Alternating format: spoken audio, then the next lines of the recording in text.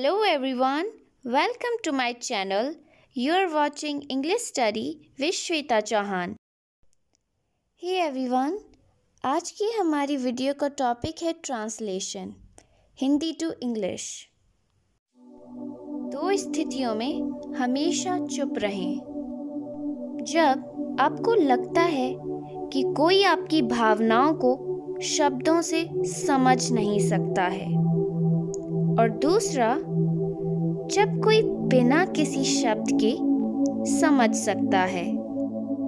कभी भी अपने आप को किसी को न समझाएं, क्योंकि जो आपको पसंद करता है उसे इसकी आवश्यकता नहीं है, और जो व्यक्ति आपको नापसंद करता है वह इस पर विश्वास नहीं करेगा। अगर आपको एक बार नजरअंदाज कर दिया गया है तो उससे सीखिए और उस इंसान को दोबारा मत डिस्टर्ब कीजिए, क्योंकि आत्मसम्मान किसी की प्रतिक्रिया से कहीं अधिक महत्वपूर्ण है। दो स्थितियों में हमेशा चुप रहें। हमेशा चुप रहना, इसकी इंग्लिश होगी always be silent. Always be silent, silent यानी चुप रहना, राइट। अब बाकी बचा दो स्थितियों में।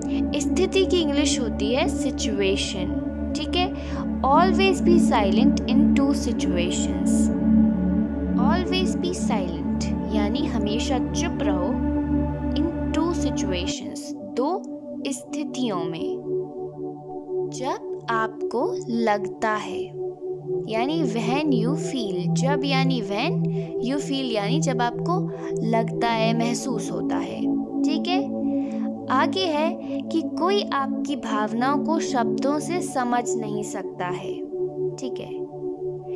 One cannot understand your feelings from words। यहाँ पर जो one है, one cannot understand, यहाँ पर one का अर्थ है कोई, ठीक है। कोई आपकी भावनाओं को शब्दों से समझ नहीं सकता है। अब वाक्य के जो अंत में वो सकता है आ रहा है, राइट। और जब भी वाक्य के अंत में सकता है, सकती हूँ आता है, तब हम कैन का प्रयोग करते हैं। One cannot understand your feelings from words। When you feel, जब आपको लगता है, one cannot understand, कोई समझ नहीं सकता है, your feelings यानी तुम्हारी भावनाओं को, feelings यानी भावनाएं, from words शब्दों से। When you feel, one cannot understand your feelings from words। और अगला है जब कोई बिना किसी शब्द के समझ सकता है। जब यानी when, कोई बिना किसी शब्द के समझ सकता है। अब अगेन इस वाक्य में सकता है का प्रयोग हुआ, यानी कैन का तो यूज होना ही है। जब कोई बिना किसी शब्द के समझ सकता है। When one can understand, जब कोई समझ सकता है, without any word, बिना किसी शब्द के। without यानी बगैर, ठीक है। without any word, बिना किसी शब्द के। When one can understand without any word, जब कोई बिना किसी शब्द के समझ सकता है। अपने आप को किसी को ना समझाएं। जब भी हम कभी बोलते हैं कि ऐसा कार्य मत करो, तो हम डोंट का प्रयोग करते हैं। जैसे दरवाज़ा बंद मत करो, पानी मत गिराओ, ओके, किताबें मत फाड़ो, पेन मत फेंको, तो हम हमेशा डोंट का प्रयोग करते हैं। जैसे इस वाक्य में हमने बोला अपने आप को किसी को मत समझाओ, किसी को ना समझाओ, तो इसमें हम डोंट का प्रयोग करेंगे। हमें ऐसा कार्य नहीं करना चाहिए। डोंट एक्सप्लेन योर सेल्फ, अपने आप को मत समझाओ। टू एनीवन, किसी को भी नहीं। Don't explain yourself to anyone, अपने आप को किसी को ना समझाओ। क्योंकि की इंग्लिश होती है बिकॉज। जो आपको पसंद करता है उसे इसकी आवश्यकता नहीं है। The person who likes you, यानी वो व्यक्ति या वो इंसान जो आपको पसंद करता है। The person who likes you, like यानी पसंद करना। The person who likes you, जो आपको पसंद करता है उसे इसकी आवश्यकता नहीं है, doesn't need it। नीड यानी आवश्यकता, किसी की ज़रूरत, ठीक है। doesn't need it, उसे ज़रूरत नहीं है, ठीक है। अपने आप को मत समझाओ, जो आपको पसंद करता है उसे इसकी आवश्यकता नहीं है। The person who likes you doesn't need it। और यानी एंड, जो व्यक्ति आपको नापसंद करता है, नापसंद यानी पसंद ना करना। And the person who dislikes you, the person who dislikes you, जो आपको नापसंद करता है। ये सेंटेंस अगेन प्रेजेंट इंडेफिनिट से है, ठीक है। यहाँ पर हु का प्रयोग एज अ क्वेश्चन वर्ड नहीं आया है, ये कनेक्टिव वर्ड के तौर पर आया है, ठीक है। The person who dislike you, जो व्यक्ति आपको नापसंद करता है, डिसलाइक यानी नापसंद करना, वह इस पर विश्वास नहीं करेगा। अब ये सेंटेंस फ्यूचर इंडेफिनिट से है। अब इस सेंटेंस में हम यूज करेंगे या तो विल का या फिर शैल का। अब सब्जेक्ट है पर्सन, ठीक है। पर्सन के साथ हम विल का प्रयोग करेंगे। पर्सन हु डिसलाइक यू, व्यक्ति जो आपको नापसंद करता है, इस पर विश्वास नहीं करेगा।